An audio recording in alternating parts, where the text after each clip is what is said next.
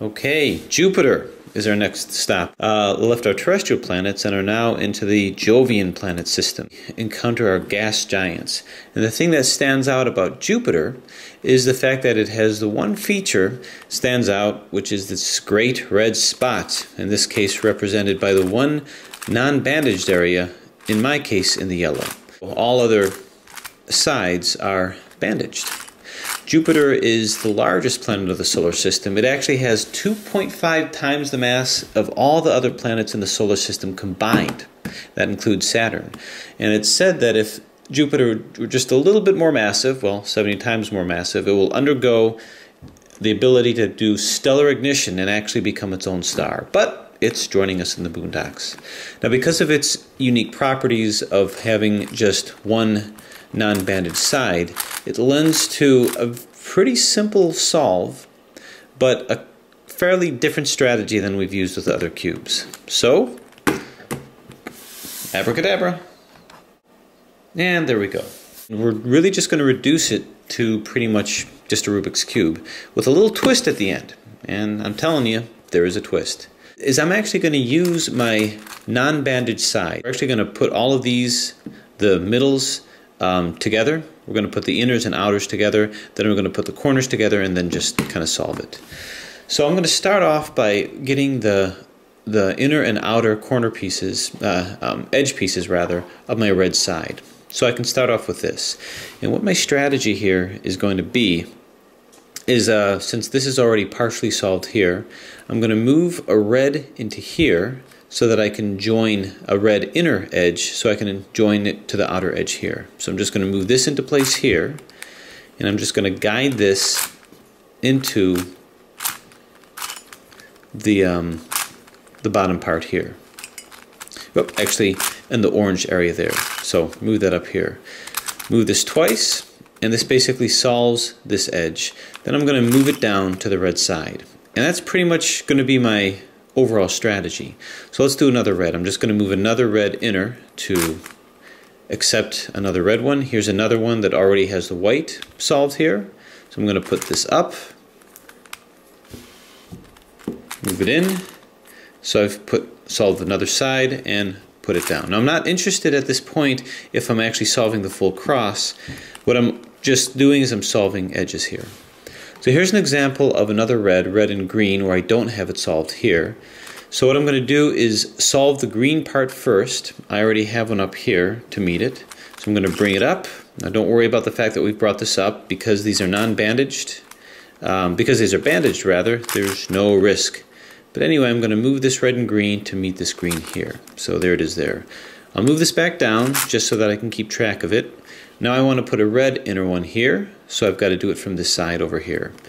So let's move this down, put a red one over here so I can complete this side.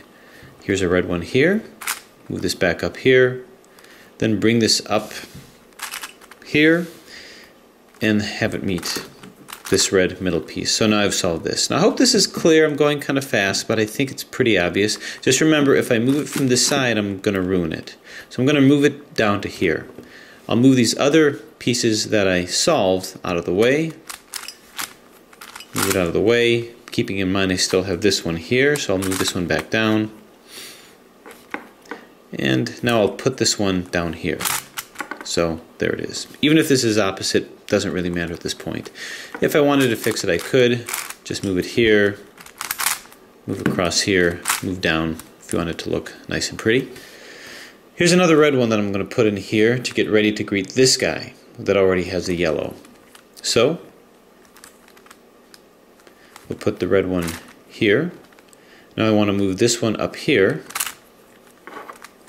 So I'll move this here and move this twice. So this red will meet this over here. And bingo, got this one solved here.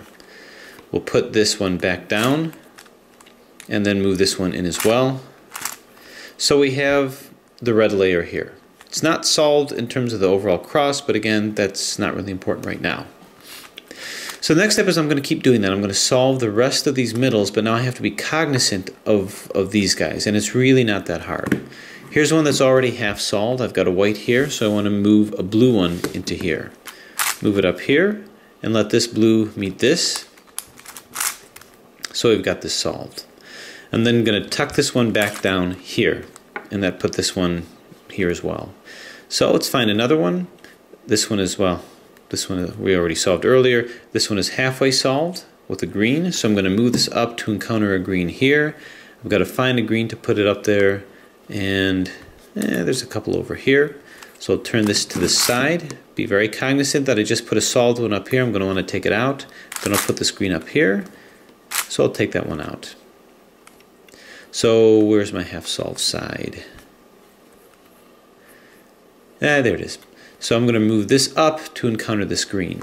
So this moves up, orange, orange. The green is going to encounter this over here. I'm not ruining anything else. There it is. And then move it down. I'm going to move it down from this direction because this one is already solved. So move this over here. So now we're just looking for odd ones out here. Here's a orange and yellow, so I could put it to an orange over here. This moves up, and I'll move this across here so the orange can encounter it. And then I'll move it back down so I can move this up so that the blue can encounter it. And blue moves up. Move this around here, so now this one is solved, and move it down.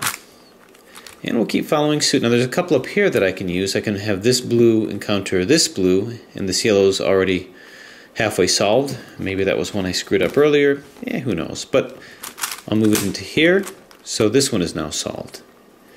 So this should get easier and easier as you're doing it. This is halfway solved, so I'm just going to replace this with this by moving this down and then moving this up.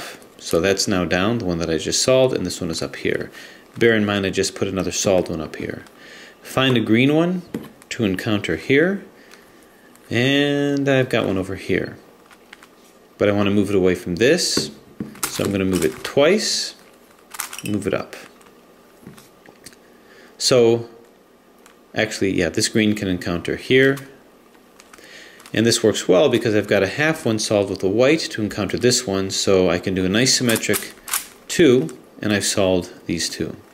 Now, if I'm making this sound more complicated than it is, it really isn't. And as you're playing with these puzzles, especially the Jupiter one, you're going to see just how much things just fall into place. But in any case, I've got this guy here that I might have just messed up, who knows, but I'll take these out of the picture and substitute it for ones that aren't solved yet. Here's one over here. I'm going to take this one out of the picture. Even if I can't take it out of the picture to solve this one, if I move it twice, that's okay, because it's still going to be solved. It's still encountering a white. So I solve this, and I solve this. Okay, here's a yellow. Let's see if we can't encounter a yellow over here. Right over here. So I'll move this down and up, which bumped this solved one out. I want to bump this solved one out also, or make it to where it's going to be fine. So if I had another yellow that's solved like here, it'll still be okay. This is solved and this is solved, but if I double turn it, I'm not gonna mess anything up. But I will put these into place. So let me show you what I mean. Double turn. I didn't mess this up and I didn't mess this up, but I did half solve this and half solve this.